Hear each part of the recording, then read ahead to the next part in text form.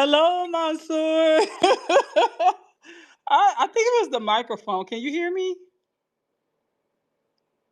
Okay, it says you're a listener.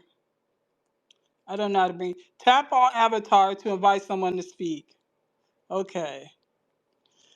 Mansoor is now co-host. Can you hear me, Mansoor? Let me turn up my volume. I don't hear you speaking. Did you hit the microphone on?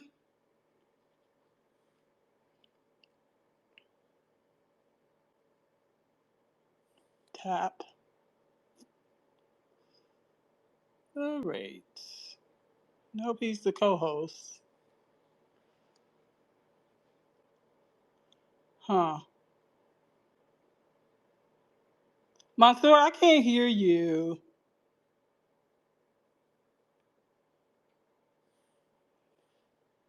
Is your microphone on? Can you hear me? Okay, it says your microphone is off.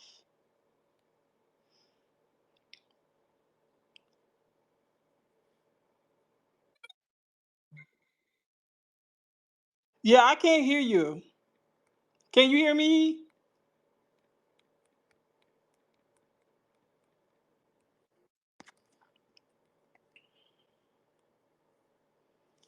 All right, let's see. Can anyone hear me? Do I gotta make y'all, let's see, tap, send, no, let's see. Let's make, oh, hi, I see people are joining. Let's see, I don't know how to, they said bring you up. I hear people say bring you up all the time. So microphone is on. Uh, let's see. Request one. Okay. Check. Evelyn, can you hear me? Tap to speak. Yes, we can hear you. Okay. Monster, I can hear Evelyn. If we need to get you in here. I know I've heard people say before, drop down and come back. Let me see if I can make you a co-host. Invite co-host. Send co-host. I just sent Michael a co-host. Mansoor declined to co-host. Okay, so I'm gonna just okay, let's see. Mansoor, invite to co-host. Michael, can you speak? I can speak. Can you hear me? Yes. Okay. And Ruler. Mansoor, I'm going to send you another invite to co-host. I don't know if you got it. Invite to speak. I don't know what that means. Mansoor, can you speak? I still don't. I see the Michael. I see that you are muted. I don't know if I have any control over that. Yes, you do. You can mute the room. There should be Well, a button on the bottom left that says mute everyone. okay, I didn't do that. Now, see, I heard. No, Uh, I muted myself. huh? Okay, don't because I need your help because I Okay. can't hear Mansoor at all. And if you're Okay. a co-host, don't you have the ability? Because I don't see mute. I see mute everyone, but I haven't picked it. And I just Okay. heard Dr. McDowell speaking. Uh, Mm-hmm. Sandy asked me a question, but I couldn't. Okay, one other listener. Okay. Dr. D Mm-hmm. can't get in, please. Okay. Can you send him an invite, Michael, for Dr. Darity? I will do my best. And Mansoor, Um, you are co-host now. I see, but I still can't hear you. Okay.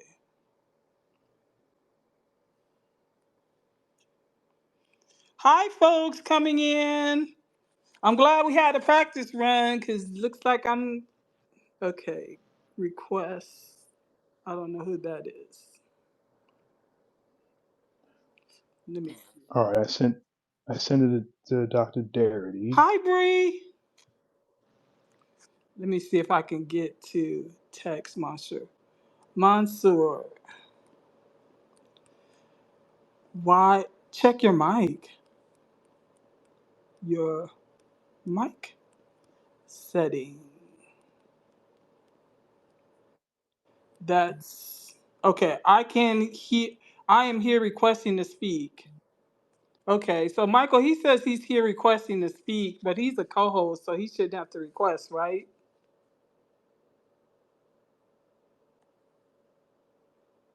His people.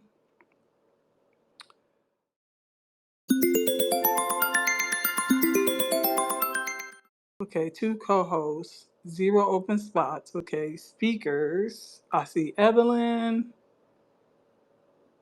I see Thomas is asking to speak. Invite to speak. Invite speakers. Hey, Sandy.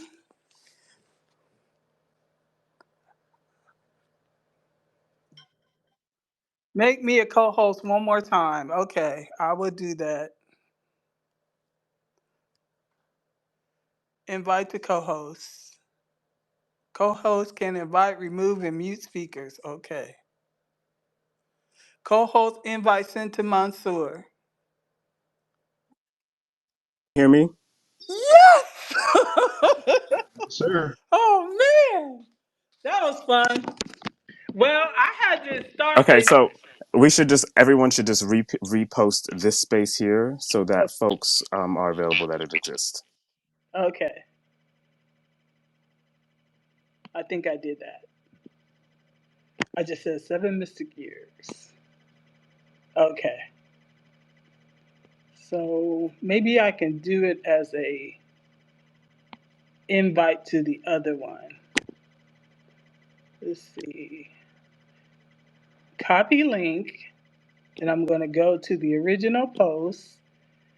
And hopefully, if I post this, people who paste, post. All right.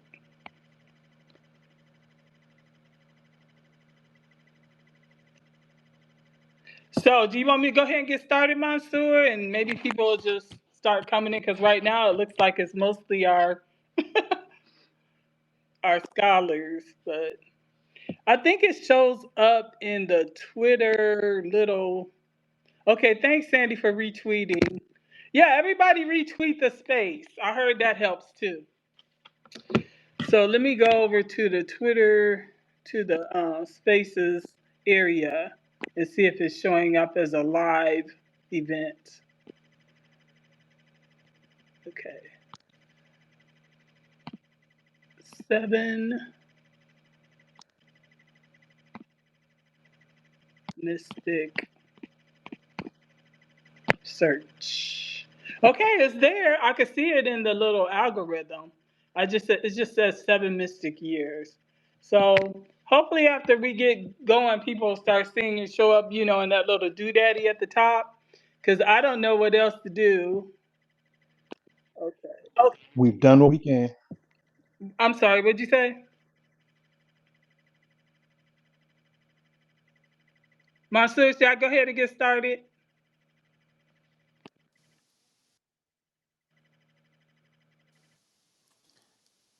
Yes, let's get started in 60 seconds and just give folks this opportunity to repost it because I think there are many who are still looking for the space. Okay. So let me see if I can put the music on. Uh, Journey. I'm afraid to do anything that might mess up. What? Yeah. Let's see. Mic is on. Did you say something, Dr. Derek? I thought I was on mute. Am I not now on mute? No, you're not now. We can hear you Okay. now. Yeah, we hear you So now. so I'm here with Kirsten Mullen. Kirsten is trying to get on her own computer. Yeah. Okay. Tell her to go to my page and look at the in the announcement that says 7 mystic years. Cause the other one I set up, it wouldn't allow me to start it. Yeah, So I am totally it kept saying set reminder. Yeah, yeah. yeah, I'm totally in conspiracy theory mode at this point. Okay. but No, that happens often. That happens often. You'll set up a room, Oh. and you'll go and you once it's set up and you'll go to start it and nothing will happen, Oh, and you end up starting a new one. It's not your fault. thank you, Michael. I feel so much better because I was like, this is my inaugural use of Twitter Spaces, and I'm looking like a schmuck.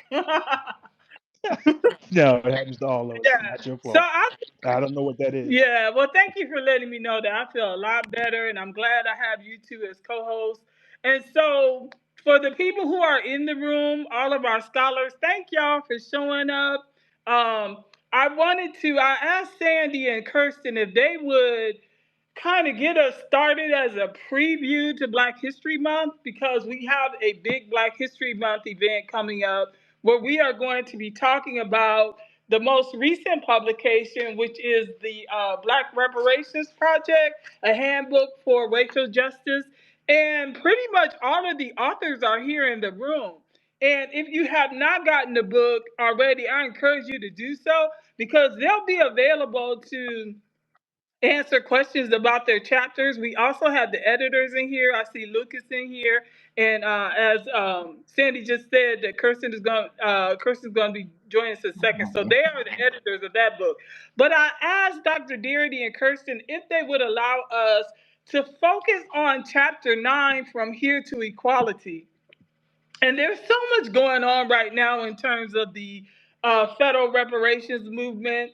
And one of the things that I'm hearing as I listen to spaces and then I listen to the replays is that folks do not understand why this is important and why it is old.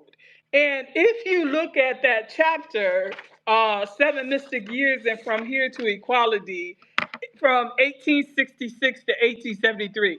It is chock full of information to help you appreciate why reparations for Black Americans who are descendants of slaves is so merited, justified, and important. So, with that, I will turn it over to the co host, Actify Press, and Mansour.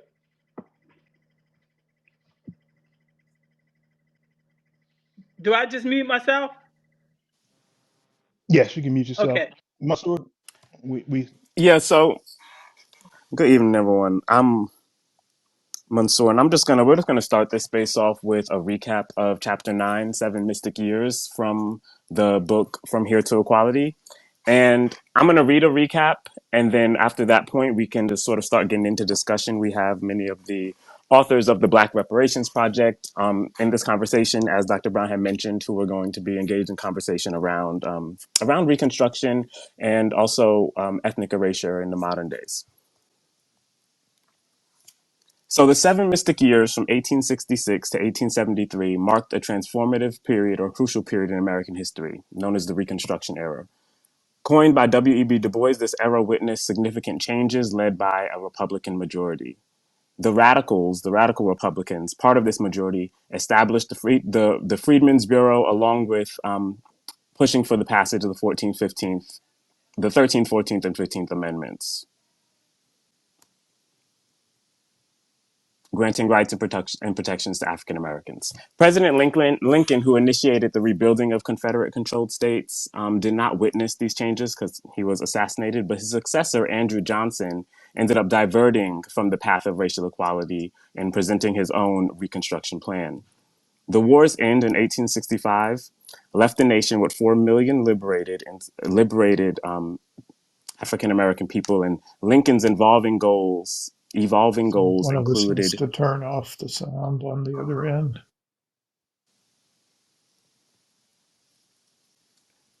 Lincoln's evolving goals included democratizing the political process for ex-slaves and providing economic opportunities for land ownership. The radical Republicans, critical of Lincoln's approach, advocated for even more legal rights for African Americans as well. But President Johnson, initially who was supportive of Black rights, shifted towards favoring Confederate interests and undermining Reconstruction efforts. The South's response to Reconstruction varied, with efforts to distort history beginning immediately after the Civil War. The Freedmen's Bureau aimed to aid refugees and freedmen, but the promise of land for ex-slaves was short-lived. Johnson's Reconstruction plan prioritized white supremacy, and by 1866, the Southern states, now led by ex-Confederates, diminished Union military presence. The era's legacy is marred by efforts to distort history, perpetuating the lost cause narrative, and suppressing the achievements of Reconstruction era legislation. In 1867, President Johnson reduced the categories of exclusion for former rebels, and on July 4th, 1868, he proclaimed amnesty for all except those facing trial. But by Christmas Day, 1868, Johnson granted universal pardon to the entire Confederacy. His approach involved this blanket pardon for all rebels, which included restoration of their property except for the enslaved people they had owned. Trials were rare and mostly focused on wartime atrocities. This period of Reconstruction was marked by white violence in the South. Instances of racial attacks, arrest, and harassment reflected the challenges that freedmen faced in navigating the new social order. The lack of authority protection exacerbated these difficulties. In July 1866, a riot erupted in New Orleans as radical Republicans organized a constitutional convention to grant Black voting rights and Black suffrage. White supremacists orchestrated the re-election of a Confederate mayor, leading to tensions and violence after federal troops withdrew. A massacre ensued, claiming hundreds of lives, including Black Union veterans. Freedmen encountered severe difficulties navigating the new landscape. Instances of racial violence and discrimination became very prevalent, including that incident in New Orleans, as white terror squads in Louisiana, causing significant casualties among Black population. The establishment of Black codes further stifled the hopes for economic independence among freedmen. These laws, reminiscent of slave codes, restricted the rights of African Americans, compelling them to work for former masters and denying them the right to negotiate wages or working conditions. Moreover, Black codes prohibited freedmen from owning firearms and imposed severe penalties for violations. Various southern states, such as South Carolina and Mississippi, implemented extreme versions of the Black codes. These laws not only dictated the labor conditions, but also intruded into the personal lives of freedmen, regulating their movements and family structures. Apprenticeship laws raised concerns among Black parents as they faced the prospect of losing their children to forced labor. The economic opportunities for Black people were severely limited, with the Black codes designed to control every aspect of their lives. The legislation aimed at preserving white supremacy, ensuring that Black people remained economically dependent and socially subservient. The laws enforced racial segregation, restricted movement, and made it nearly impossible for Black people to improve their living standards. South Carolina had granted significant autonomy to whites in managing their enterprises, often neglecting the needs and desires of Black laborers. The Black codes reinforced masters' authority to inflict corporal punishment on Black servants, establishing a hierarchy where masters' rights superseded those of Black individuals. These laws aimed to silence Black voices, limiting their ability to discuss struggles, question authority, or engage in political organizing. The Black codes played a pivotal role in economically, politically, and physically subjugating Black people. White people in power sought to confine Black people, viewing them as their property by natural right. Even though the era marked the end of this private bondage, a new form of public subjugation emerged, subjecting Blacks to accusations and the whims of white people. The presidential reconstruction, led by Andrew Johnson, lacked protections for Black people and facilitated the return of ex-Confederates to power, essentially restoring aspects of the pre-Civil War slave regime. Radical Republicans, very opposed to this approach, advocated for full legal and political equality for Black Americans. This conflict led to the passage of the 1867 Reconstruction Acts, which reorganized former Confederate states into military districts and validated the Black male vote. The 14th Amendment expanded citizenship to include all people born or naturalized in the U.S., empowering the federal government to protect citizens' rights. Despite initial progress, restrictive voting requirements emerged, hindering Black participation. The battleground shifted to Southern state legislators and city streets, where laws were enacted to impede the progress of freedmen.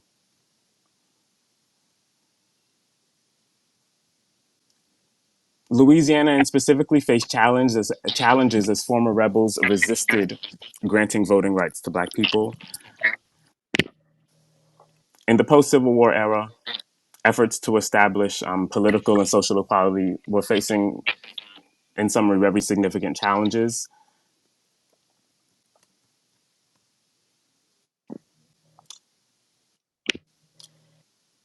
While white riots erupted in Memphis, influencing public opinion, in Louisiana, violence erupted, as I said, in 1866, contributing to Republican political hardships. Ulysses S. Grant's presidency, aimed at transforming blacks into fully realized American citizens, faced challenges and shifting policies over time. And just in summary, I'm just going to end this, but Grant's presidency coincided with the Panic of 1873 and political scandals, weakening Republican control. Grant's going indifference marked the decline of Republican influence. Racial animosity persisted, leading to violence just throughout the region, throughout the time period, across the southern regions. The 1876 election sealed the fate of Reconstruction, with federal troops withdrawn in exchange for Rutherford B. Hayes winning the presidency. The Supreme Court's erosion of legal measures protecting Black rights weakened the gains of Reconstruction, leading to renewed subjugation of Blacks in the South. The consequences of these events continue to shape America's history. I apologize in advance for sort of that very choppy summary I just gave. But in essence, you have this period of time after the Civil War in which there are major political legal battles amongst the political parties in place. Black people are, experiencing freedom from legal slavery, but very quickly realizing that freedom was it was a flimsy freedom. And unfortunately, white violence and black codes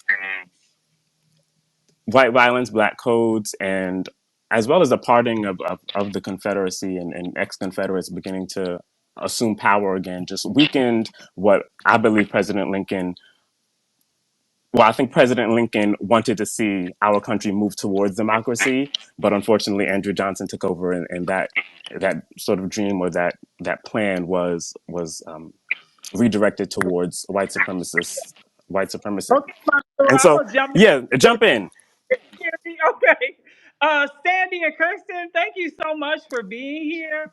And I know I personally had a few questions out of the chapter I wanted some clarity on. If you all want to start off and maybe tell the room the importance of this chapter as it relates to the overall goal for reparations, how did you see this chapter speaking to that? For audiences basically who are very undereducated about the whole experience of what happened after Reconstruction and why I termed it arrested Reconstruction, because I don't think we finished what it was intended to do. Well, let me start and then turn it to Kirsten. And then, I'd love to hear from the other contributors to the Black Reparations Project and ask them to try to connect the content of their individual chapters to this question of the arrested Reconstruction. We usually use the term arrested as an adjective in the context of talking about development. So, there's the familiar phrase arrested development, which was also the name of a great hip hop group. Uh, and, and, um, and the arrested notion means that there was something that was truncated, stopped, halted, barred as a consequence of uh, some other practices and policies that took place that prevented the full flowering of something that should have occurred. And Reconstruction fundamentally is the lost opportunity to build a true democracy in the United States. That was the objective of Reconstruction, to fully integrate the freedmen into the national polity as full citizens. And as a consequence of the destruction of Reconstruction, that objective and aim never was fulfilled.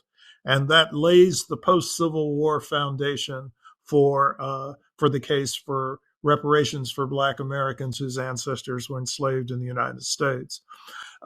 I would like to highlight 6 of the areas in which Reconstruction was arrested. The first is the failure to integrate the freedmen fully into the American electorate. The second is the failure to punish the Confederates for their traitorous rebellion. There was no act of lustration ultimately. By lustration, I mean exclusion from the electoral process. Uh, the the Confederates should have been prevented from serving in public office. They should have been prevented from having the capacity to vote in national elections. This did not happen. Third, there was a failure to provide the freedmen with land. And so the vaunted 40 acres was something that was promised to the freedmen in the Reconstruction era, but it was a promise that was never fulfilled. Fourth, there was a failure to reconstitute the structure of government to ensure that we would have consistent and sustained majority rule.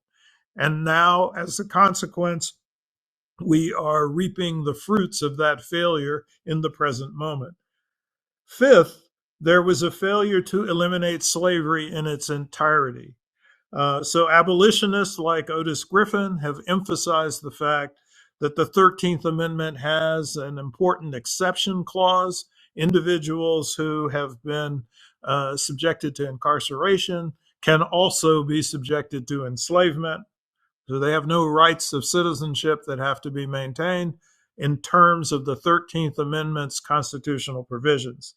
And sixth, and finally, and this is something that's very closely related to that very, very strong summary that Mansur provided about our chapter 9, is that the failure to accomplish full reconstruction also involved a failure to tell an accurate story of slavery and the Civil War. And again, that failure is something that redounds to the present moment as well, to our peril. So I will turn it to Kirsten. Okay.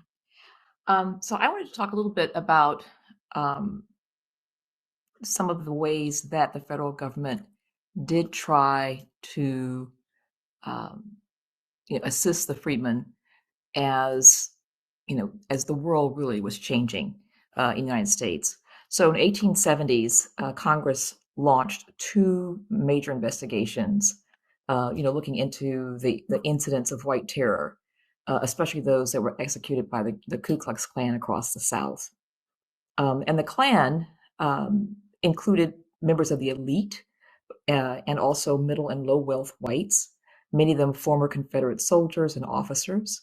But they were engaged in terrorizing Black people, intimidating them and their allies, particularly across the South, where Black men were new players in the political sphere. Black men were voting, they were running for office, and they were staging political rallies to educate the public about the racism that they were experiencing, but also to lobby for full citizenship rights, something that they desperately wanted and believed rightly that they deserved. So this is an era where, the 13th Amendment was passed, banning slavery. The Civil Rights Bill of 1866 was passed. The 14th Amendment, which granted the right to due process and equal protection under the law. The 15th Amendment passed in 1869, which gave men the right to vote regardless of race.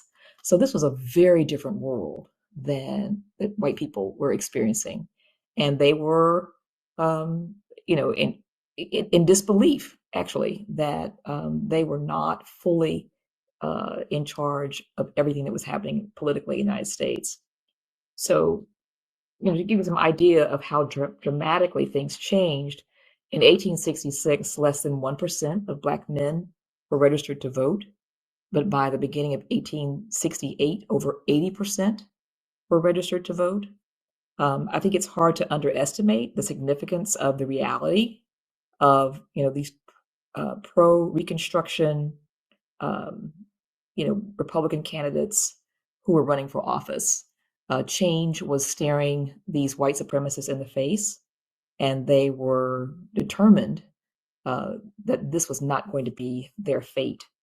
So you had, white supremacists realizing that life as they knew it was going to change, and they just weren't going to take that sitting down. President Ulysses S. Grant supported a congressional hearing to look into these outrages. You're talking about, murders of Black people, lynching of Black people and their white Republican allies, people's homes and businesses being burned to the ground, voting voting centers, voting locations being burned, being firebombed. Just all manner of mayhem was happening, probably on a daily basis in many of these communities, especially where Black people were known to be politically active. But Grant supports the Senate setting forth these congressional hearings, which began in January 1871, and creating what they call the Select Committee to investigate alleged outrages in the Southern states.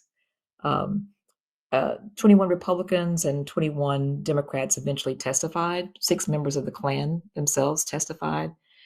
And, I've been pouring through especially the North Carolina and Mississippi records. And, what is really startling is how much information there is about what happened. The names of the white supremacists who committed these outrages are, in those testimonies, in those transcripts. And you often will see members of the Senate asking the witnesses, well, why didn't you go to the judge? Why didn't you go to the local police? Why didn't you go to the justice of the peace, to the sheriff, and let them know what was happening? And, most instances they said, well, the perpetrators of these crimes were related to the judge, or they were themselves members of the jury. There was no recourse for them. This was a terrible time for Black people. And ultimately, there was no support for them. There was no sustained, support for Black people having the right to vote, let alone having full citizenship rights. But there's a treasure trove of information in these many, many volumes, thousands of pages of testimony that were given over a 2.5-year period. That's extraordinary. We encourage, someone who, has the bandwidth to do a comprehensive study of these documents. Oh, one thing I would say, one of the people that I'm not sure if I'm going to be able to pull his name out of my memory bank, but one of the Black men who was very active politically, who was in, I think, South Carolina. No. Are you thinking about the gentleman who ended up having to leave and go to Texas? He was in Mississippi. Was in Mississippi. Yeah. But this is someone who was very active politically and gave testimony, a Black man. And I said to Sandy, how did he manage? I mean, how did he, what were the consequences of his coming forth and naming names? And so I began to skim through the pages of the Mississippi hearings to see if he popped up again. And sure enough, he does. The Klan does grab him, and they do injure him. They didn't kill him, thankfully, and he manages to escape with his family to Texas, but he leaves behind much of his property, his business property, and I think also his home, without having the opportunity to sell them. So this is one of the, these is a long stretch where Black lives, Black property, Black wealth were under siege. Thank you. That's amazing. If there's anyone else, any of the other authors want to come up, we'll gladly. Sage, is that one of the authors? I don't know who that is. I don't know. If anybody else wants to come up, please let me know. I don't know who that Sage person is. I see Dr. McDowell. Dr. McDowell, did you want to say anything?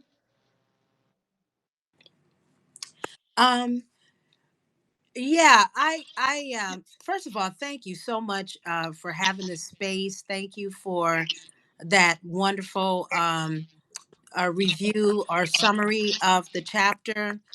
Dr. Darity and Kirsten, thank you for your review. This is information that I'm sure most of us have never been exposed to, especially not in school.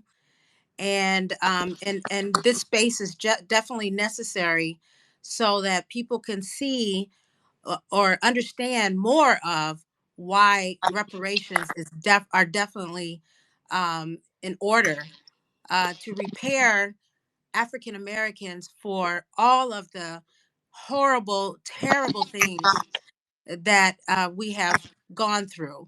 And so I just want to just say thank you for putting this together. Thank you for the summary. And I'm looking forward to more conversation, and I'll just land it there and be available to speak later on.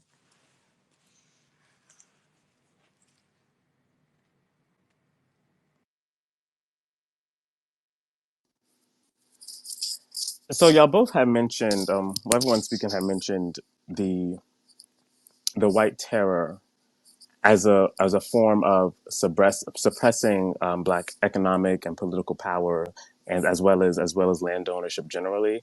I'm interested if in any of the authors, Sandy, Kirsten, anybody, could speak more about how the government protections, the Reconstruction amendments, the government protections that were in place, in what ways were laws throughout the southern states being used alongside white terror to stifle black powers, economic, political, so on and so forth. Because I know there was federal legislation being passed in order to protect these rights, but I also understand that as Confederates were beginning to assume powers throughout the southern states, that they began to use the laws to help advance their mission. And yes, in form of black codes, but even as the black codes were being repealed, I'm interested in knowing more about how legislation was being used to continue to stifle Black economic and political power. I think either Thomas Kramer or Trevon Logan could speak on this. I believe both of them are here. And Malik is Malik in could here speak on too. this too. That's right, as a legal expert. I'll send them invites. Hopefully they'll take them. So part of it was interpretations of the Reconstruction amendments. So I think it's important to have an understanding of the purpose of the Reconstruction amendments, how they came into being. The 14th Amendment was necessitated by the decision in Dred Scott. And the goal was to, as Dr. Darity and Kirsten Mullen have pointed out, was to give full citizenship. And so you started to see an evolving interpretation of what the 13th and 14th Amendment was supposed to do. It's clear that you could use the 13th Amendment to address this racialized violence, but the court sort of never went there. In the slaughterhouse cases, they start to limit the scope of the 14th Amendment. And by the time we get to Plessy, the court guts the 14th Amendment and allows Jim Crow, at least under their take, to be legal, which is why it's so interesting looking at the court's current interpretation of the 14th Amendment to limit rights for African Americans, to say that you can't, that the 14th Amendment is offended by affirmative action, when almost by definition, that's why the 14th Amendment was created.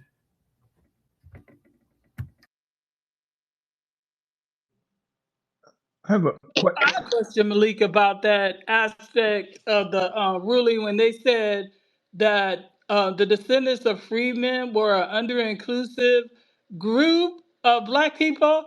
And so was that too much hopefulness to think that there was a window of opportunity to enact some reparative justice for Blacks who were the descendants of slaves and freedmen? I mean, I think there's a couple of pieces there. And so part of what they're talking about is how we look at the 14th Amendment now. You have to have, it triggers strict scrutiny, and strict scrutiny requires that you have a compelling state interest. So they've acknowledged that there is a compelling state interest to sort of get us to full citizenship. The problem is this narrowly tailored piece. And so their argument now is that these things aren't narrowly tailored because it doesn't just capture those who are affected. And so in some ways, they're turning that on its head. They're saying, and if you look at some of the briefs, folks have looked at those who have benefited from affirmative action, and they're saying it's not the descendants of slaves for the most part, right? There have been a number of studies looking at, in the context of the Ivy League schools, the number of individuals who would have 4 Black American grandparents was small. And so they're saying that you have an over-inclusive approach to that, and therefore the result is that it's not narrowly tailored to just get to those that you're looking to address the harm from. But I think it's clear, and I think it's been laid out by the other folks who talk. What we're addressing is white supremacy, and that this has been allowed to impede the full citizenship rights. So even when we get to the Civil Rights Acts in the 1960s, right, as compared to what was going on in the 1860s, we go through this other period or second Reconstruction. And even there, it's limited and truncated. You don't start to see integration in schools until the late 1960s, early 1970s, and you already see the court stepping back in the 1980s. It actually starts in 1973 when they said you couldn't create remedies outside of the district where it is. And then they misappropriate the dissent in Plessy and say that it's about colorblind constitutionalism when it is in fact an acknowledgement of white supremacy and caste systems. And so that is clearly laid out. But the current court has said they want to look from a historical context, but won't address these issues. My chapter in the new book looks at education and tracking the steps that were taken to impede the education of African Americans so that they could again engage in this body politic. It's just startling. And again, it's why I think it shows why you have to build coalitions. Because with the start of school finance actually marks, when they said that education was not a fundamental right in San Antonio versus Rodriguez, that ultimately had an impact and a limitation on what was going on from the Brown decision.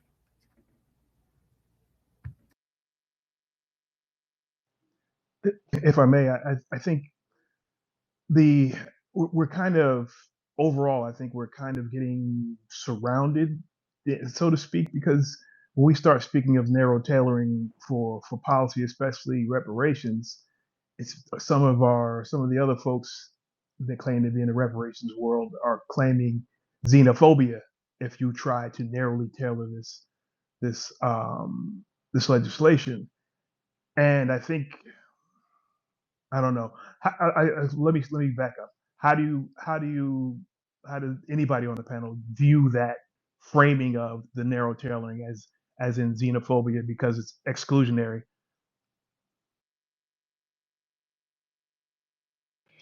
So there's a difference between xenophobia and discrimination, right? So, I mean, you can't control people's attitudes about someone, but when they engage in practices that inhibit people's rights and freedoms, that's when we're getting into another area. But for me, in looking at the response from the Supreme Court, from the restorative or reparative justice perspective, there was a narrowly tailored specific harm to this group that were formerly enslaved. Subsequently, their children uh, inherited that harm. And so it was interesting that Dr. Edwards had mentioned parents and grandparents because in our stuff to the OMB, we made note of being able to collect data to specifically show the harms to these groups. I think right now, and this is a little bit of a pivot to the OMB, is that we don't have a way to specifically capture this group because it's been constructed in such a intentionally nebulous way that we can't define the group as easily. And so my fear and I guess hope is that the OMB definitions help us to better do that so that we can start collecting data based upon these specific variables of harm that will clearly emerge, in my view, once we've identified the group. Dr. Brown, can you, just for people listening, explain a bit further what the OMB is and why that categorization is important with them? Yes. So a number of us who are, in support of, restorative justice and equality had the opportunity to respond to a call by the Federal Office of Management and Budget. In 1997, I think was their last time revising what is called SPD Directive 15, which establishes race and ethnicity categories for the country. Currently, only one group has an ethnic category, which is Hispanic, non Hispanic. But a number of people engaged in these listening sessions and town halls to make the case for why there needs to be specific ethnic delineation or ethnic disaggregation to help capture their specific groups because the country has become so multicultural and so multi-ethnic that we are still operating under conventions of 1997, but we are currently in 2024.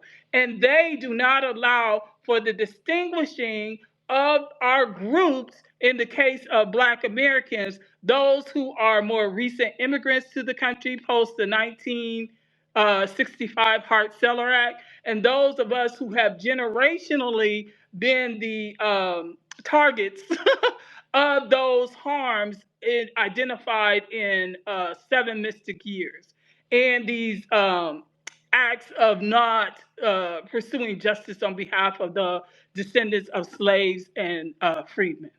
Is that help, Mansour? Yeah, I just wanted to ask that just to clarify those points you were making so that Yeah. everyone can understand. Yeah, and so this coming summer, they are going to release those revisions, if you will. And not only were there those of us who are of the Black community making our case, there were some who were from Middle Eastern North Africa asking for a specific category because those who are in Egypt are currently considered white. And so you have various groups of Latino who really kind of have within group um, disaggregation, excuse me, that they are petitioning for because that group, Hispanic or Latino, can be any race. And so I kind of focus my attention on us. And so, in cooperation with Dr. Darity, Kirsten Mullen, and Evelyn McDowell, Dr. McDowell, we were all able to do a presentation before the OMB, and then subsequently put together a technical report to help them appreciate how these distinctions or this variable for us needs to be made clear so that we can properly distribute resources to groups in ways that are equitable. Yeah, and I'd like to add that for those in the room that don't know, and I'm looking at this list, there's probably a lot to do that already know. But prior to prior to the 1980s, or even maybe the 1970s, the 99% of the Black people in this country were descendants of slaves and Jim Crow survivors, and there's really no way to get around that. And I think it's now 80-20. But in any event, that we were for the most part we're here by ourselves. So it's important that people understand that there is no large group of anybody else who came here between 1776 and 1980 and or 1970s, right? So we have to be clear about that because there's a lot of muddying the waters. And, I want to respond to that a little bit because I'm in these Twitter spaces too, and I hear all of these cases about identity being made. The thing is that you have to present that case. I mean, most of us went there understanding that the majority of us were Black Americans who were the descendants of slaves and Africans who were sent here through the slave trade. Now, there are other voices who are saying they find no slave ancestry in their lineage. I don't do that scholarship. And so my words to such a one is to make sure you get that together and present that to the OMB to make your case. Well, for Indeed. individuals who claim that they have no ancestry that's associated with American enslavement, from my perspective, they would not be eligible for reparations from the United States government. And so they have a right to claim whatever lineage they prefer, but there is a specific lineage that's relevant to the case for reparations. Or they would have to make a unique claim incorporating and framing it around how they are identifying themselves as not being the descendants of slaves, Right. right? So they could make a separate claim, but it's not our Right. claim. Correct. And I would also add that the group considered freedmen, when we're talking about Reconstruction, the group that was considered freedmen, the descendants that live today do identify by many things. Some descendants of freedmen, some African Americans, some FBA or foundational Black Americans. Can y'all speak a bit more about the labels that are used by this group that is entitled to reparations, and how the variety of labels being used could hinder, or I guess my question is really about, I've seen ways in different spaces, ways in which the language that the descendants of the freedmen use to identify themselves can cause some chasms just between individuals and between groups. Can y'all speak more to that, and how those who descended from the freedmen are all the same group, whether or not they identify, whether just irregardless of the term being used to identify them or that they identify themselves with? So in the case that we make, in From Here to Equality, we are talking not about labels per se. We're not getting, not giving a stamp to any particular organization. We're talking about two types of criteria: individuals who can meet a lineage standard and who can meet an identity standard. So for us, Black Americans of slavery is just that: individuals who can trace their lineage to at least one person who was enslaved in the United States, and who have, for at least 12 years prior to the creation of a reparations program or the launching of a reparations commission, self-identified as Black, African American, Negro, or Afro American. So we're not looking at DNA. We're not looking at skin shade.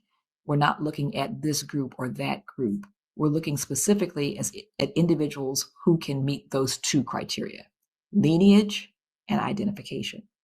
So individuals who are living as Black and have done so and declared such on legal documents, and who can trace their ancestry to at least one person who was enslaved here, would be eligible. Yeah. I just wanted to say a little bit more about that. Thank you, Kirsten. I took a class when I was in graduate school. I have not seen people who identify as Afro American who don't also consider themselves Latin American. So I would need a little bit more understanding about that term because it's not in any of the census categories. The other thing too is, let's be clear, there is no reparations commission that has been federally established. So most of us are lending our scholarship, our judgments, our good sense in trying to identify these groups. I support of course, what Sandy and Kirsten are talking about, but there's so many nuances that I'm learning as we've been in these Twitter spaces. But I think that those persons who have those nuances will have to establish their own support for it in terms of the scholarship, in terms of the history, but definitely for me, I think that they need to be identified as Black Americans or Blacks who are the descendants of slaves in this country, not other countries. I agree. Can we hear from Dr. Bellamy? We haven't heard from him yet.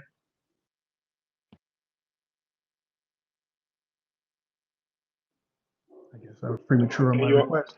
can you Go all ahead, hear me? Dr. Bellamy. Can you all hear me? Yes. Great. Well, yeah. I mean, I think it's a fascinating conversation to say the least. One of the things in the notation that sticks out to me specifically when we get into the conversation about how people self-identify, whether that's African descendant slaves, Black descendant of slave, or who deserves what. I think it's all incredibly nuanced. One of the things that I've been paying a great deal of attention to is, as we just alluded to, that there is no federal commission that's been set up yet to address this issue or even study this issue, but we've seen different instances within different states. Where I live here in Virginia, we're actually bringing forth legislation to our state house, both in the House and the Senate, to bring forth such a commission, and we're hoping to have that commission passed and set up here at the end of our General Assembly session, mid-February, early March, and then we're really looking at a 12-month kind of plan, if you will, an aggressive 12-month plan to bring forth tangible actions that we see our governor and our our state house rather, uh, our legislators rather, bringing forth some tangible items for Black folk specifically, to be able to move forward. I served as the vice mayor of Charlottesville, Virginia for 4 years, and some folks say I got a reparations package passed. I actually called it the equity package. It wasn't specific dollars handed to a person per se, but what I was able to get passed were tangible items specific for Black folks. So, i.e., anybody who wanted to start a business, you got up to $30,000, a $30,000 loan at a 1% interest rate for Black folk who, identified as Black, to either start up their business or scale up their business. We have $50,000 for folks who lived in specific targeted areas that we saw had over 80 to 90% Black folk living within these particular neighborhoods. They would get up to $50,000 to go to our local community college. A pot of $50,000 set aside for us to be able to attend, or take classes, as well as take the actual GED test, and other initiatives that were specific for workforce, or dollars put towards workforce, dollars put towards rehabilitating spaces where we knew Black folk congregated. That's our African American Heritage Center and things of that nature. So, kind of my position has been, we can address some of these local issues and even state issues through policy and budgetary allotments, and I think that's one way in which we'll be able to move forward. But I'm really fascinated by all of the different ways in which people across the country are being creative in doing so. Thank you, Dr. Bellamy. No problem. Here, go ahead. May I jump in briefly? I wanted to speak to the comment that Lisa made about Afro-Latinos. Say and I are way, way, way older than you are. Let me say that first of all. And we remember when Black people very proudly called themselves Afro-Americans. It was a short-lived period, but it absolutely was one that happened, the 1960s, 70s?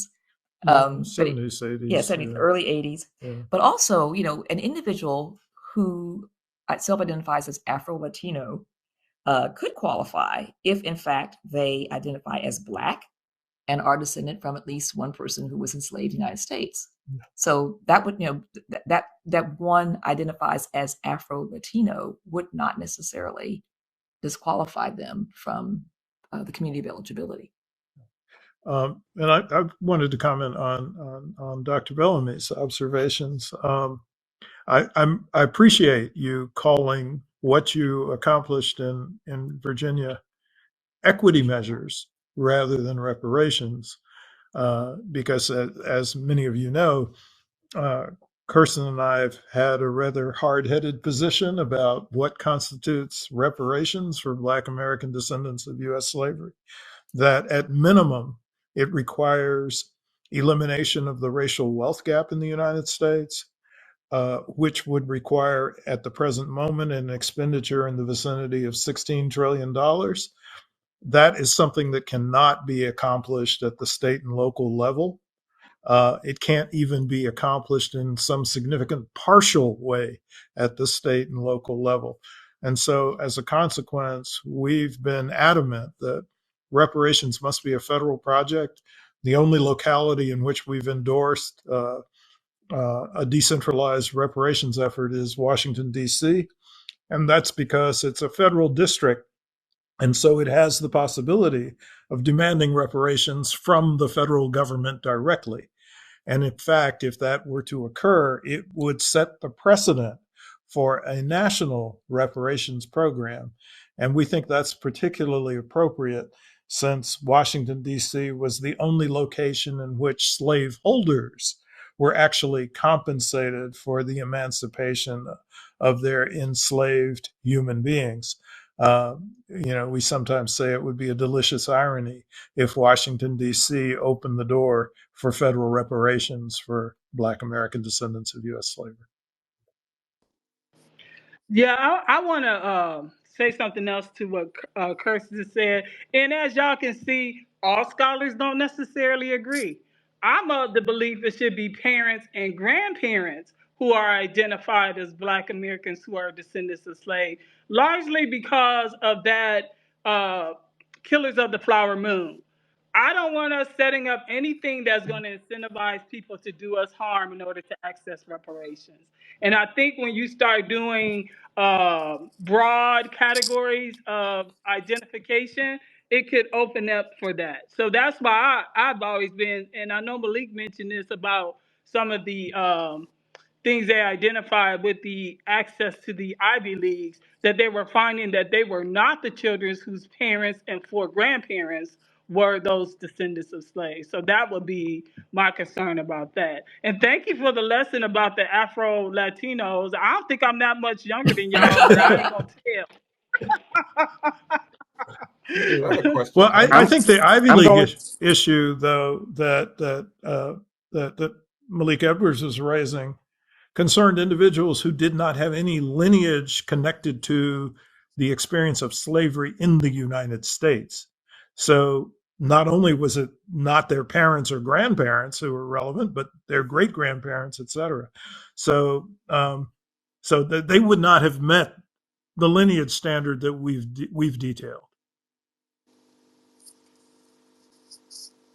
Dr. Edward, were you going to add something? I just had a question as to how folks in the territories are treated, right? Because I'm assuming the folks in Puerto Rico would be Afro Latinos. They are within, I mean, at the time of the. They were enslaved under Spain, I think. They were, but they are now part of the U.S. control. And as we look, slavery is part of this, but it's also the continuing actions, and Jim Crow, I think, is part of the claim for reparations as well. I'd be curious to know how many of them classify themselves as Black. The ones I know do, but again, I can know a particular political. Yeah, I think everybody becomes Black when they see some money on the Yeah, table. I think we sketched out the criteria that we have in mind precisely because we want the community whose ancestors were denied the 40 acres that they were promised to be the community that merits U.S. reparations. And so at the time in which folks in Puerto Rico were enslaved, if they were enslaved in Puerto Rico, they were enslaved under Spanish rule. That would not be a community that would have been eligible by our standards because Spain and Puerto Rico were not part of the United States. Similarly, individuals who were enslaved by the so-called five civilized tribes, they were not enslaved within the United States of America.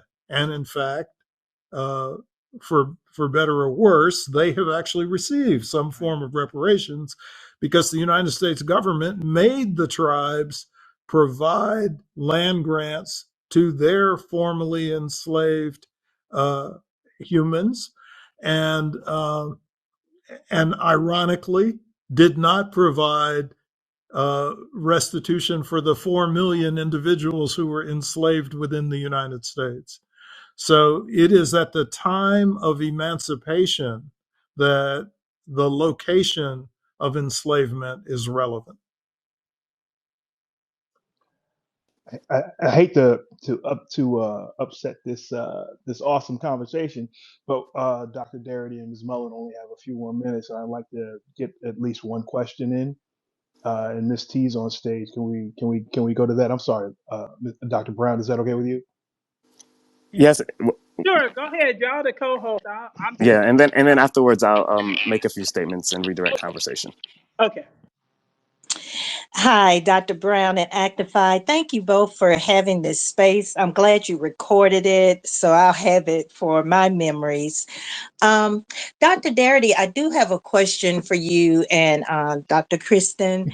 Um, I know you all are familiar with the Newsweek article that said that in actuality, those descendants of slavery are owed 151 million each, plus additional um, um, programs to help mitigate the harms that were done that we did not receive redress for. Um, I believe that amount came to about 6.2 quadrillion. And I wanted to get your insight, Dr. Darity, if that amount is feasible, if paid out over a succession of years, maybe even 75 to 100 years, paid a certain amount to each one of the descendants. Can you give me your insight on that? Well, let me begin by saying that I believe that that figure was a product of some research that was primarily done by Thomas Kramer, who I believe is still online here. And it is an estimate that was a product of trying to calculate the cost of stolen time by slaveholders towards the enslaved. Um, the difficulty and the So Black Reparations Project is a product of the Reparations Planning Committee, which is a group of us who are researchers who have been working on this question. And I think that the issue that you're raising will demonstrate fully that there's not complete agreement across all of the members of our committee. But I can speak about the position that Kirsten Mullen and I have taken on this, which is to argue that living descendants of persons who were enslaved in the United States are not due the compensation that was owed to our ancestors. What we are due is the consequence of the denial of the opportunity for our ancestors to transfer resources across generations. And that denial really begins with the failure to provide the formerly enslaved any form of compensation in the aftermath of the Civil War. And so we think that the effects of that are captured effectively by examining the racial wealth gap in the United States today. And so that's why we focus on the wealth gap as the relevant standard for establishing the minimum that is due to living Black Americans whose ancestors were enslaved here. Don't think it's appropriate to pay living Black Americans for the harms and damages of slavery, since none of us were actually subjected to slavery in a direct way. Okay, that makes sense. Thank you so much for addressing that for me. I appreciate it. I land. Thank you for your question. Thank you, Miss T. You wanted to redirect, Mansour? Yeah, so well, first I wanted to just remind everyone that during Black History Month, this collection of authors and scholars will be discussing the Black Reparations Project, a handbook for racial justice, and so a lot of the more intricate details about reparations and a plan for reparations will be discussed further and more in depth during those time periods, or during the on February 1st and February 26th in these X spaces. And I wanted to just redirect the conversation back to the Reconstruction era and the decade that followed it.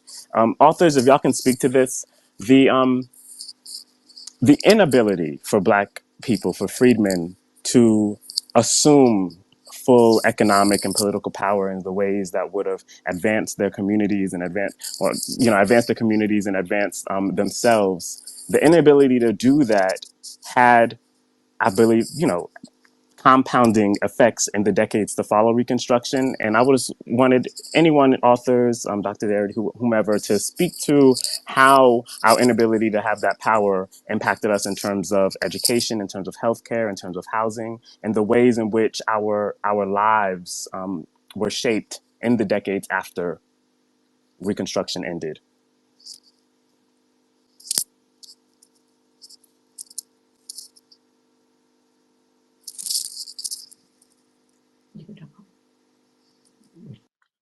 Well, I'll jump in, but I'm sure there are lots of people here who could comment. Yes, and I just wanted, and before you jump in, I just wanted to say for the authors that I've invited to speak, you may have to allow in your settings, you may have to allow for X Spaces to have access to your, or Twitter X to have access to your microphone in your settings in order to speak. Well, I Uh, can't see everybody's here, but I would love to hear from Keisha Bentley Edwards or from Lucas Yes. Hubbard, on this subject. Well, hello. I just um, unmuted.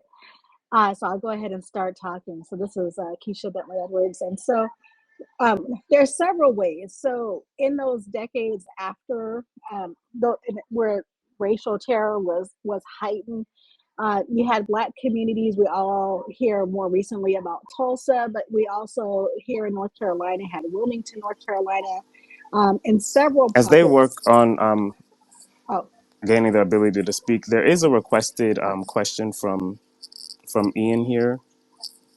And so, Ian, if you are still there, you can ask your question. Dr. Bentley's talking, Mansour. I don't know if you can't hear you. Wait, You let's interrupted let's her. let's let Dr. Bentley Edwards finish first, please. Yeah, Mansour might not have been able to Oh, hear okay. to have his oh, line yeah. unspoken. Sorry about that.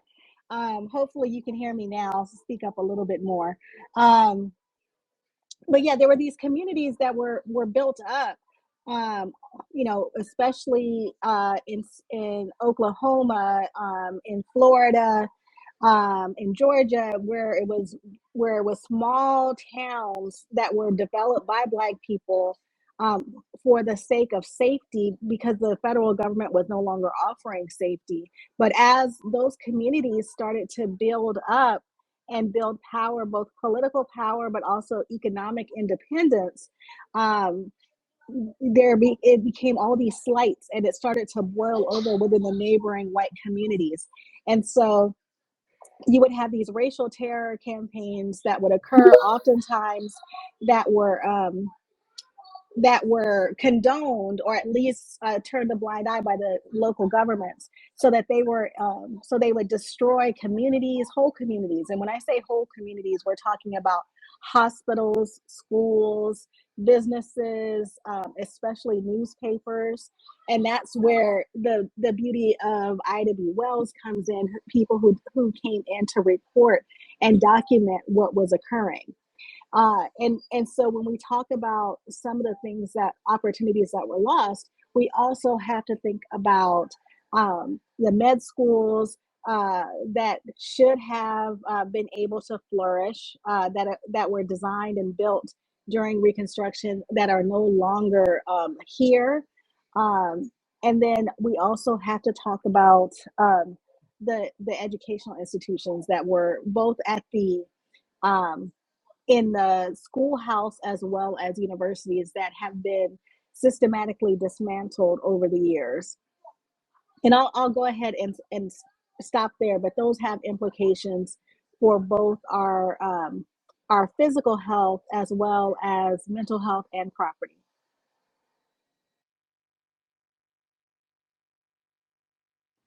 Thank you so much. Ian, you had a question? Yeah, I got a question. I wanted to ask Dr. Darity because I know there was a thing about Dr. Darity commenting on reparations from a state locale. And my question is, wouldn't it be, wouldn't it be fair to say that state governments were also involved in the enslavement of Black people and the ongoing Jim Crow-ism that that stopped Black people from being able to be on parity socially and economically with white people? Because I know, yes, you have a federal program, but you still have a situation where the state governments themselves have the power of the veto in terms of actually implementation of whatever the federal government is essentially trying to give to what I term as freedmen. And I wanted to know if you could respond to that, Dr. Well, Darity. yeah, well, apparently the veto of slavery required a civil war. Uh, there were a host of states that refused to eliminate slavery, and including some states that remained with the Union, uh, the so-called border states. And so uh, ultimately, the capacity to eliminate slavery required federal action. In this instance, it required federal military action. Prior to that, the capacity of individual states to maintain slavery was contingent on the federal government permitting them to do so. And the same thing is true with the structure of legal segregation. So, in some ultimate sense, the kinds of harms that we're concerned about are harms that must be placed at the feet of the federal government. And I would add that if we're thinking about the racial wealth gap, it is federal policies that have been fundamental to creating and preserving the racial wealth gap. It was the federal government that did not give Black Americans who had been newly emancipated the 40 acres that they were promised, while at the same time, using the Homestead Act of 1862, it gave 1.5 million white families 160-acre land grants in the western territories of the United States while the nation completed its colonial settler project. That 1.5 million white families constituted approximately 10% of the total white population in the United States circa 1900 and 1910. In the 20th century, the federal government moves away from asset building through land distribution to home ownership. And it does this in a highly discriminatory manner that builds white wealth and does not build Black wealth. And so I think, this notion that the states are responsible. Well, yes, of course, they were responsible for preserving certain kinds of atrocities, but they only could preserve those atrocities with the permission of the federal government. Well, Dr. Darity, what about in the case of Atlanta, where you had Maynard Jackson? So I know here in Atlanta, you had millionaires made when Maynard Jackson was just able to get on the books, a equal share of government contracts, and so those government contracts just on the state level itself made Black millionaires. And I wanted to point to Tennessee, where you have the Ford plant. I believe it was being taken over. You have a Black town, basically being taken over. Their economic um, uh, um, um, uh, status being taken over by the state government, and this is in today's time. So you do have, and even today, the state being able to discriminate and not allow the wealth building that Black people are trying to achieve. State level discrimination has to be sanctioned or approved by the federal government ultimately. Thank you, Ian. We're running out of time there, brother. And Professor Kramer, did you have something you wanted to add since you just got on stage? Well, I had technical problems. Can you hear me? Yes, Okay, we yeah, can. I had technical problems. I meant to say something earlier, but for some reason the system didn't allow me to speak.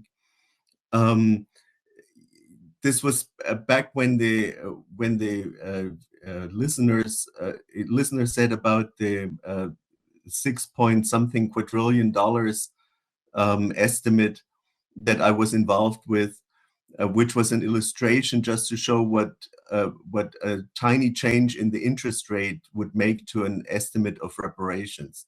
So my apologies for bringing this up so late.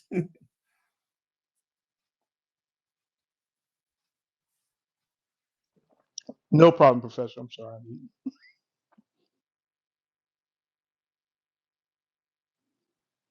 All right, I Dr. was wondering, Darity. I wanted to ask Evelyn, Dr. McDowell, she's my sister, to talk a little bit about people saying that critique is so hard. How would you ever even find those ancestors? Because, that slavery was so long ago. Yeah, yeah.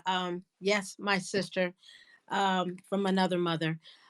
Yes, yeah, that we hear that all the time. And it is not as difficult as people think it is. I want to, we talked a little bit earlier about people and how they identify. And how you identify really has a lot to do with your ancestry. And if you can identify who your ancestors are, that's your proof, and looking at what qualifies as the member of the reparations community. And so it's really as simple as having that tree documented. And for all of you who have not done this, I have a little saying: if you don't know, it's you don't know who you are unless you know who they were. And if you haven't done this yet, please talk to the oldest person in your family and find out who they remember, who their mother and father were. You want to document their place of birth, the date of their birth, and the place of their death, and the date of their death. And you want to go back as far as you can. Talking with that oldest person will give you a lot of good information. Um, you also want to just write it all down in what's called a pedigree tree, a pedigree chart. So what you want to do is go on the web and look for a pedigree chart, and also look for a family group sheet. Every ancestor, going back from yourself to your mother and your father, everybody has to have a family group sheet. So your mother, for example, had brothers and sisters, and of course, in addition to their mother and father. So you want to do a family group sheet for every person on that pedigree sheet. And then you want to go and talk to people and find out information. And then after you've talked to a number of people, then you want to go back and get documents, anything that would document their place and place of birth and date of birth, and of course the date of death and the place of death. Marriages want to be documented, and you want to go step by step. Don't get overwhelmed. Just go step by step and get this information. You really want to get the source documents because they help you get additional information. So, for example, if you find a death certificate, the death certificate would have the person that died, They would also have the mother and the father and the place of where they died, and it would have information of their date of birth. It's a wealth of information. And you also want to go, eventually you want to start tying in the census records. You want to start looking at where your family, where they were born. You also want to look at the history of the place where they were born. And when you get back to slavery, people think it's that far away. In my particular case, my great grandmother was born enslaved in Alabama. So you might want to, I mean, people think it's more difficult than it is. And I would say in most cases it's not. I have found in my case over 37 enslaved people in my family. And a lot of it is just getting back to that place. In 1870, there is no history of people immigrating to the United States in mass numbers from Africa or any other Caribbean nation or anything like that. So you get to 1870 and you see an ancestor, you can pretty much, especially if they're born in the South, um, pretty much you've hit it. They have most likely been born enslaved. Um, so you just want to keep going with that. So in the book, in the Reparation Project, I have a whole chapter on how to do this. And you really want to get a chance. If you can get a chance, please go back and look at it. And I'll be back on our future spaces, and I could give you more information on how to do it. But please, before you go to sleep tonight, tomorrow morning or tonight, try to talk. Schedule some time to talk to that oldest person in your family. And that's where I'll stop there. If anybody have questions, hit me up on Twitter. I got a question before you go. Okay, I'm listening. What do you think about having like a bureau, a freedmen's bureau of a sense, to subpoena these records to help people to be able to do this work?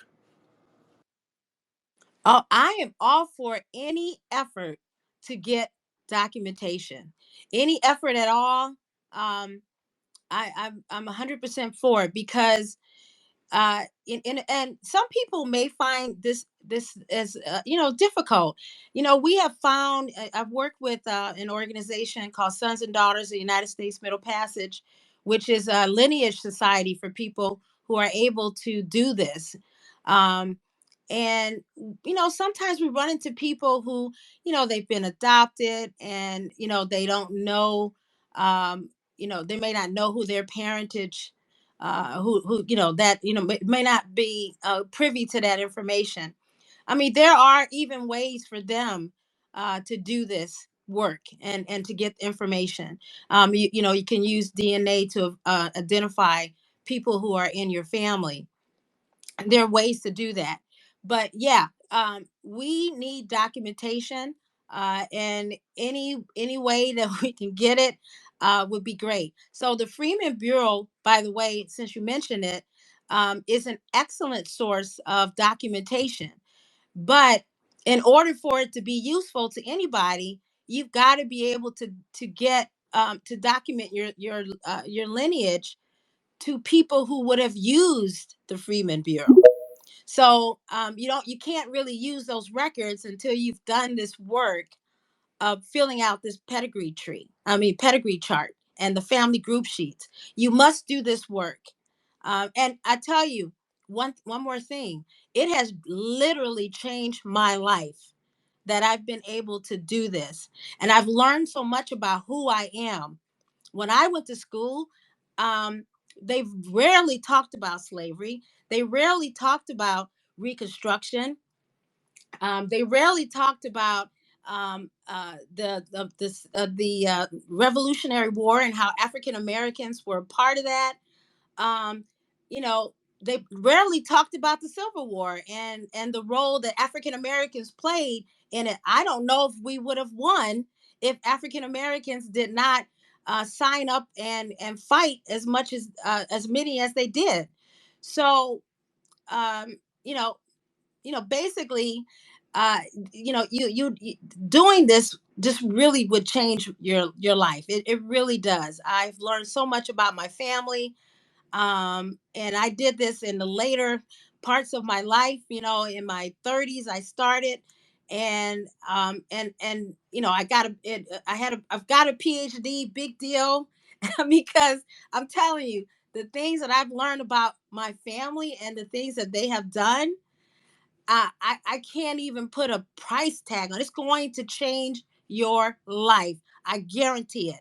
So please do the work, not only for reparations, more so about your identity and being proud of who you are and where you come, how far your families come from, and how far you have really come from. I mean, even in my family, one more thing, my father couldn't read or write. When I did his chart, his lineage, I am the first person in his lineage that can read or write. And then you wonder why African Americans um, have this huge wealth gap. You can see it for yourself. You can see how your family your family was affected by all of these things that we're talking about tonight. You can see it for yourself. So please do the work. And I guarantee you're going to be very thankful. Thank you so I much. didn't want us to get too much because I want a cliffhanger. So people come back in February. But I saw Bree was down there. She's another one of our authors, but I think we may have gone long and lost her because I don't see her in here anymore. So yeah, I just wanted to mention that. Is there any authors in here who didn't get to speak yet? If you did, just raise your hand or come up to the stage, and I'm gonna turn it back over to Actify Press and Mansour. All right, we have a gentleman running for office on stage, Mr. Tariq K. Shabazz. Did you have a question or a statement to make? I just want to say this is an amazing space to have in every aspect of it. To all the people who are listening, my name is Tariq Shabazz. I'm running to become the first ever black U.S. Senator out of the state of Ohio, and I'm running as an independent. But this being said, I absolutely and 100% support lineage based reparations towards the black American descendants of U.S. chattel slavery. And as I do continue this campaign throughout this process, we're just working to finish our petitions to get on the ballot in the general election. And why I'm here specifically is that I want to reach out to all the leaders who are working on reparations projects to let you know that I am interested in building, the federal framework. As the senator out of the state of Ohio, I will advocate for it in every way, shape, or form. So I would be a good avenue to reach to. And you can reach me at info@shabazforsenate.com. So I'm here to just let everyone know, absolutely, I support lineage-based reparations, and it absolutely better be some cash restitution in it. So I'm here for you all. So I just wanted to say that. That's all. Thank you so much. That's good to hear. People fighting for reparations, running for office, loud and proud. That's a beautiful thing. All right, Mansour, you take it away, brother. Yeah, I'm gonna. This is another redirection, and I'm gonna start this question by stating that all of the advancements that our people, Black people, have made in this country have been at the hands of our own efforts. However, we have had some help along the way. And when I think about the Reconstruction era, I think about the role of I'm thinking about the role of white allyship. I'm thinking about Thaddeus Stevens and the radical Republicans who held um, positions in office, but I'm also even thinking about the agents of the Freedmen's Bureau. And so, any of the authors or speakers who would like to share your thoughts on white allyship during Reconstruction and what white allyship looks like today as we continue to push forth for restitution and reparations.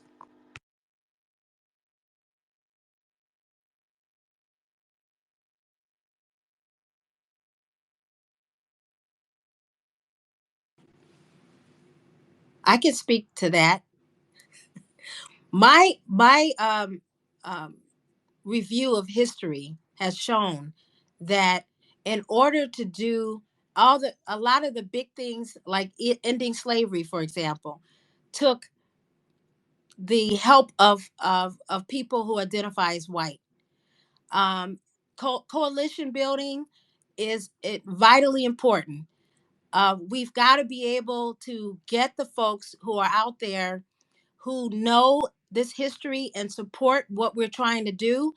The more people that we can get to help us, the better. That's my comment. Not only white allyship, but any allyship who is going to support what we're doing. Thanks As for far, adding that. huh? I just said thank you for adding that.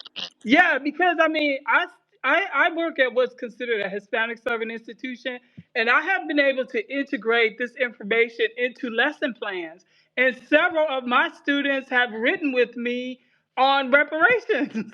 And so we had just got notice that we have an article that's being published in the Dialogues and Social Justice Journal, and it's going to focus on reparations. I've had several people, Latina and white from my school, and black folks too, who have written with me in advocacy of reparations. So the fact of the matter is that even when the Japanese Americans received reparations, they had advocates and they had political networks.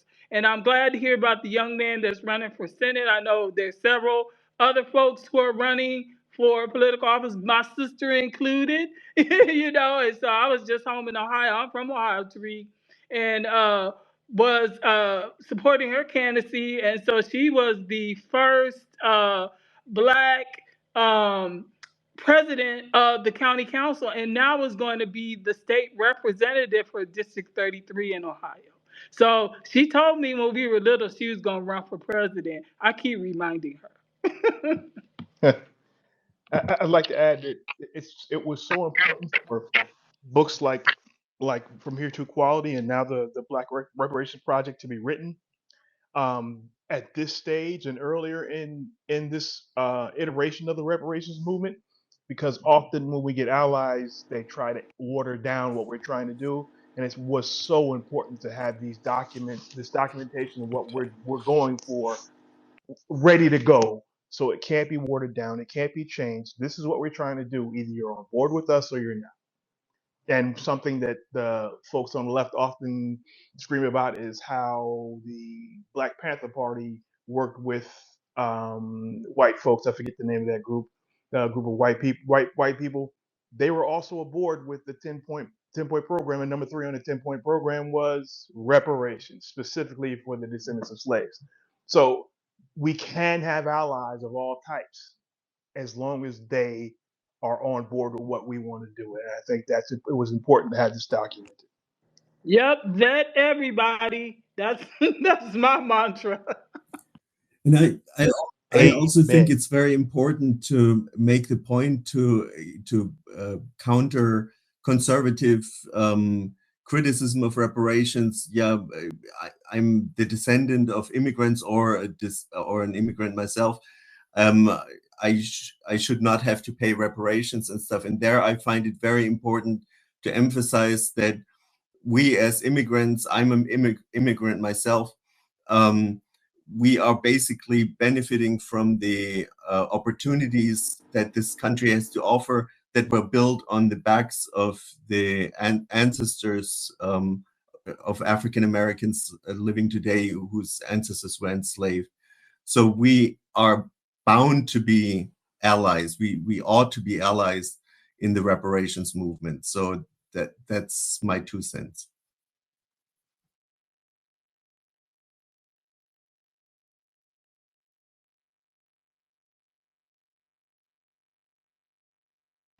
I Thank sitting you, here Professor worried that Kramer. we I wouldn't agree. have enough. Oh, Sorry. sorry.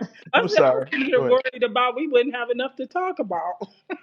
Go ahead, Michael. No, shit. I'm sorry. Got I got caught up pressing buttons. No, I just wanted to say thank you to Professor Kramer. Yeah, we this I spent a lot of time arguing about how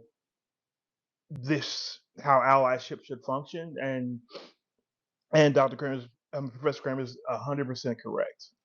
People, our people have done, I'm not taking credit for our people, have done a ton of work to make America the the the place that it is today, that so many people come running here to build a new life, even though we were not allowed to build our new lives as we should have. So there is a place for people to help us under our standards. That's all I got.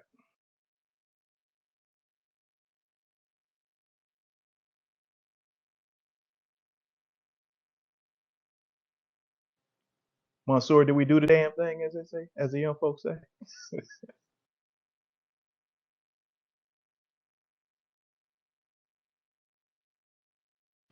I don't know if his mic is still working.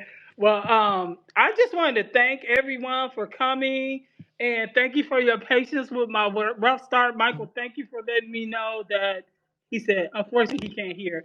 Thank you for letting me know that it wasn't me when it was messing up the technology. Thank you to all the authors who were able to show up. We look forward to seeing everybody back again in February so we know what to expect with any kind of technology glitches. And I just want to wish everybody a wonderful evening. I did get it right to record it though. So that's my parting words. And so please follow all of us on here. I have been posting the flyers and we'll be posting them again.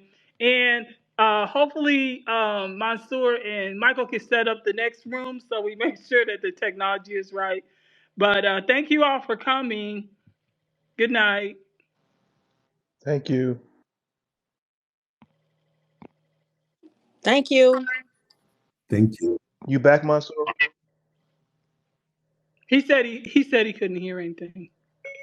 I don't know if people can hear me, but I also just Yeah, wanted to say yeah, thank we can you. hear you now. Thank you all for coming out. We are excited about the talks that we're going to do in February. And there were a lot of great questions and thoughts that people were putting in the comments here. And so some of those are going to be brought up during the February discussions as we talk about more reparations more in depth.